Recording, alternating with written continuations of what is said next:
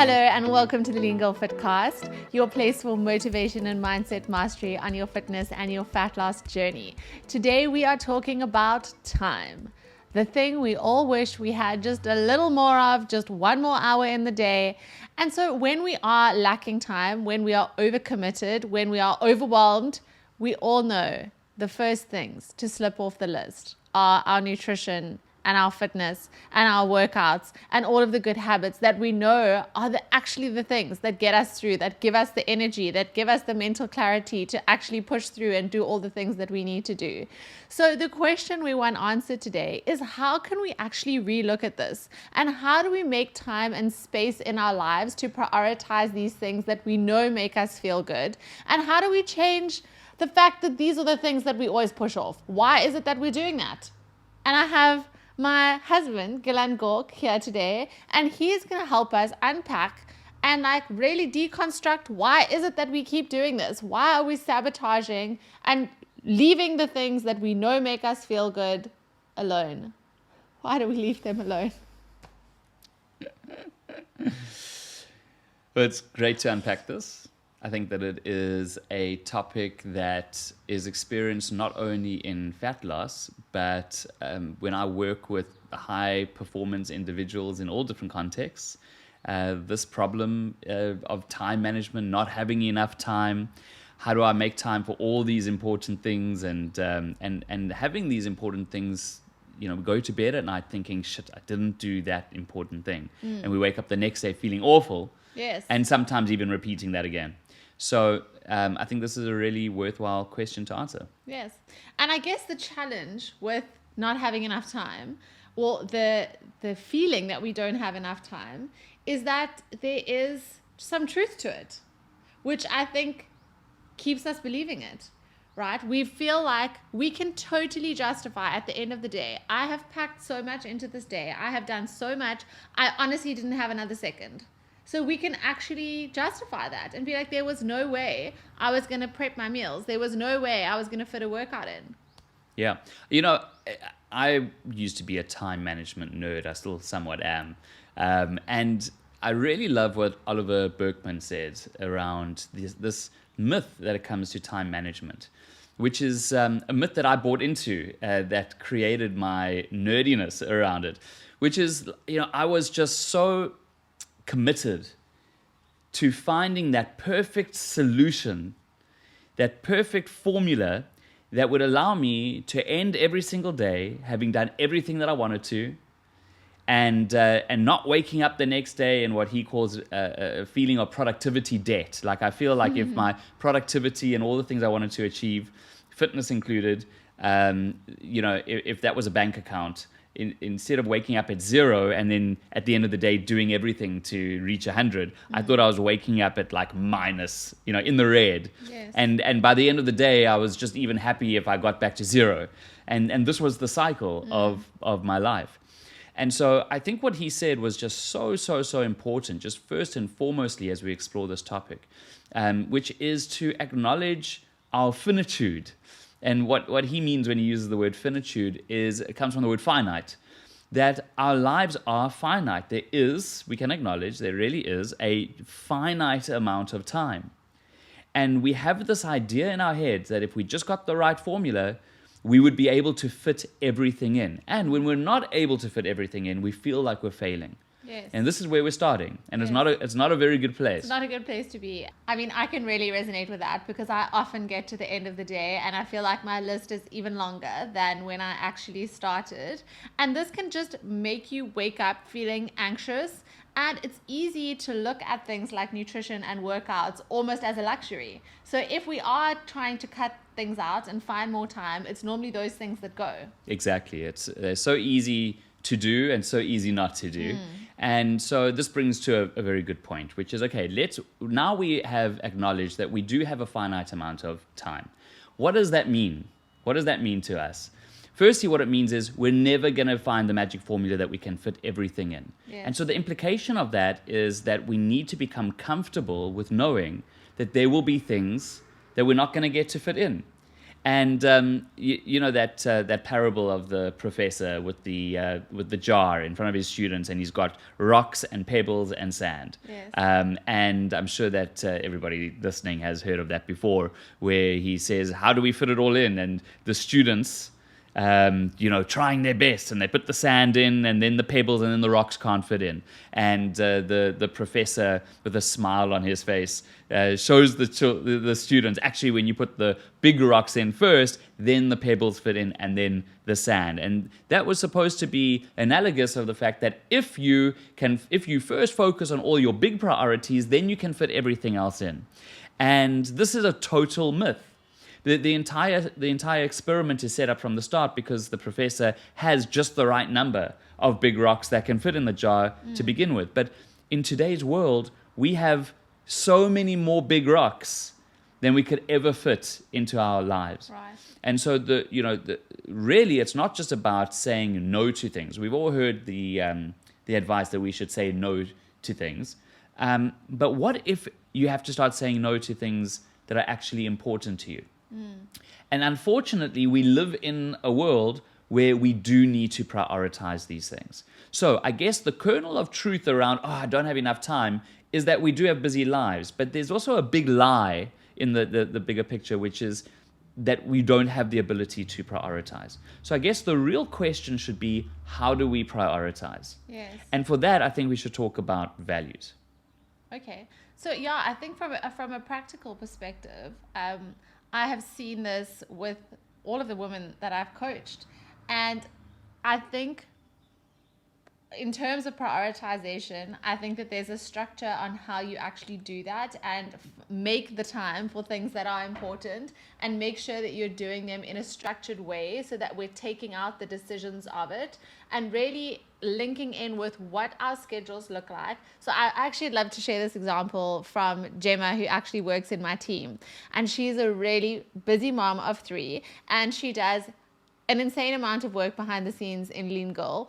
And whenever I spoke to Gemma, she would talk to me in dismay that she didn't manage to fit her workouts in, that she just every week she really wants to do it, but things are so hectic with the kids, and this came up and that came up. And I said to her, okay, well, when were you planning on doing your workouts? She was like, well, I try and do it, during the day when I have, I'm like, okay, well, that's the first So the solution was, we said, all right, let's look at what your schedule is. Now, realistically, if there was a time you could work out every day that you could put in your diary, knowing that there was no kids to lift, that there was nothing else that you had to do, no commitments, when could that be? She said, okay, well, when she got back from dropping off the kids, she's got between 7:30 and 8:30 before she hops online. So I said, right, okay, 7:30, you're going to work out. So then I was like, okay, let's get more specific here. What are the workouts that you're going to do? She's like, no, she's going to do the TNT LEAN GIRL 30-minute workouts. So I said, brilliant. We're going to do the 30-minute workouts. You know exactly what to do. You have an exact program. All of a sudden, she had total clarity. And to add into the mix, the third element was accountability. So I said to her, okay, James, so I want a little tick. We have our team task board. I said, I just want to see a little tick once you've done your workout. And let me tell you, she was a changed woman. Every single week, she was showing up for her workouts because she had that structure. She had taken the decisions out of it that were uncertain. She didn't have clarity before. And now she could keep showing up and commit to that. So I wanted to share that, although I think where you're wanting to take it is aligned with values, right? Yes. Before we get to values, what you've said is very useful. And it reminds me of the negotiation tactics that are often taught. Because we end up in a negotiation with ourselves. We say to ourselves, am I going to do it? When will I do it? We get into this whole self-negotiation. Later always seems like the best time. Exactly. So if you're ever negotiating with someone and they say they're going to do something, if they can't answer the question of how and when, then it's not a real commitment. So if somebody says, I promise I'm going to do it, you could ask them and say, okay, great. By when, and how are you going to implement it? As Chris Voss, who's a famous negotiation expert, says, that a yes without a how is not a real yes. I A like commitment that. without a plan is not a real commitment. Yes. So when negotiating with ourselves, the more clarity we have on how and when, we know that we're actually making that commitment. But why would we make the commitment in the first place? This brings us back to values. We've all heard about habits. Habits are things that, like these automatic actions that get triggered in certain times or certain contexts. And we do want working out to be a habit, just as the way as brushing our teeth. But before something becomes a habit, it can also become a ritual. And a ritual is something that we do also typically in a very particular way, normally at a very particular time, but it's something which is an expression of our deepest held values. So if your value is self-care, if you value things like your fitness, if you value all the whatever values goes into you taking that time to do the workout, see the setting of the time and setting of that commitment as an expression of that value. Because a lot of the time we actually forget why we're doing something. Why is it important? Yes, I think that it's easy to almost just see it as a chore. It's another thing that needs to get done in the day. And although it's so obvious and we know our health is pretty much the only thing that we've got. Like, it just takes your health to not be there for you to realize that. And I always say our bodies are legit the only place that we've got to live. And so when we don't have that anymore, it impacts our relationships, it impacts our work, it impacts everything around us. So once you feel that deeply and I think you link the two, of that value of looking after yourself, of looking after this body that's going to carry you through life and go with you wherever you go, whether you're in a meeting, whether you're across the world in Italy, it's with you, to the setting of that action and showing up on your mat with your dumbbells in the gym. Exactly. And when you know that you're expressing your deepest held values, then the ritual actually feels special. And so when we're doing something that we're fully engaged in that feels special, we want to be engrossed in it. And I know that the times that I've found going to gym and keeping that up the hardest is when I've forgotten why I'm doing it. And then when I am doing it, because it no longer feels special to me, because I haven't linked it to my values, I'm thinking about a million other things at the same time. In between sets, I'm sending messages, looking at email, I'm thinking about work. Like, yes, we are always going to have more important things to do. But if you just remain mindful, remain present, and actually really enjoy and lean into the workout, you're also going to extract more value and satisfaction from it than if you're sitting there wishing it away.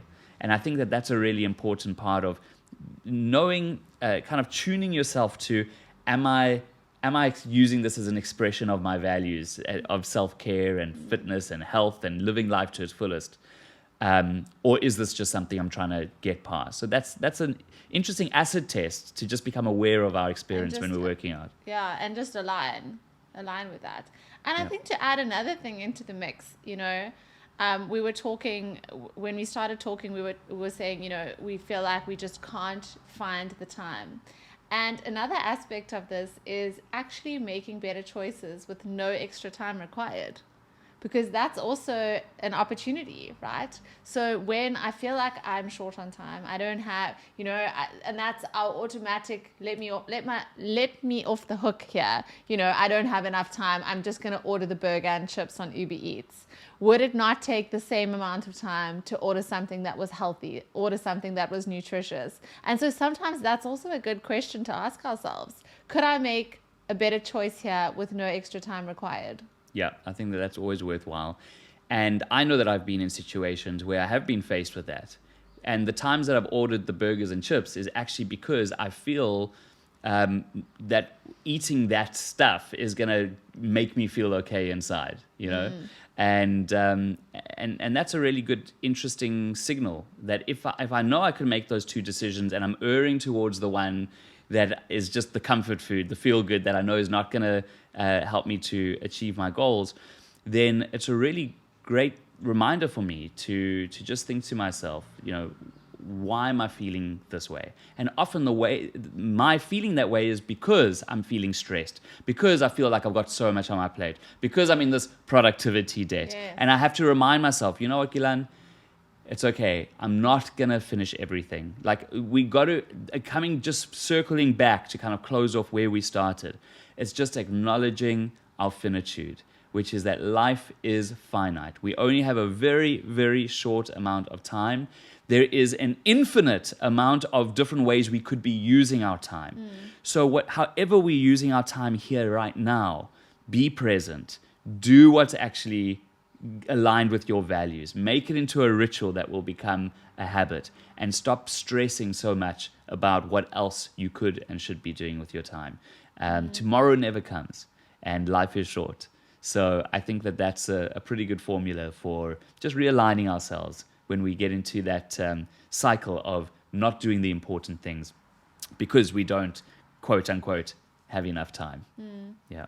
And yeah, I think just to end off here as well, being realistic with our schedules and also not being an overachiever. So we're also not saying here go from 0 workouts to 6 days a week, and be realistic with yourself. Say, okay, look at my schedule on a Sunday. This is what I do every week, and I look at my ideal week ahead and I plot in my things. I make those times with myself. That is I make the decision once is what I try to do. Those are the days that I work out. These are the meals that I'm going to have, and I think that bit of preparation certainly helps in a week ahead, especially when things are going to be busy. And then again, when we are in that moment where we are bargaining with ourselves, when we're saying, oh, should I do the workout, should I not, to realign back to our values and come back to why it is that we are showing up for ourselves. Absolutely. So I really love that. Thank you, babe. And I think Gilan has even more to offer. So if you are enjoying these mindset and different ways that we can understand our minds better so that we can not only live our best lives but still perform at a really high level, then definitely check out Gilan on Instagram. It's gilan.gork. Yeah, at gilan.gork. At gilan.gork on Instagram. He has incredible content that I know is going to help you not only in your fitness and fat loss journey, but in your career and in other aspects of your life. So definitely go and check out more of his work there. He does amazing stuff. Thank you. And I hope that you really enjoyed this podcast. And please, if you did, give it a share. Share it with someone who is perhaps struggling with time, and maybe one of your friends that's been saying, oh, I really want to get my workouts in. I really want to prioritize my nutrition, but I'm not getting it. I really hope that this episode will help them too. Of course, leave us a review as well. We'd love to hear from you. We want to know all about the topics that you are struggling with and things you'd love us to cover on the podcast. And lastly, we look forward to our next podcast coming next week, where we are talking about pretty patience. And we're going to cover how long do results actually take. Is it that you're actually not making any progress, or do you just need more time? So we look forward to unpacking that in next week's episode. For now, have a beautiful day, and we will see you back here next week.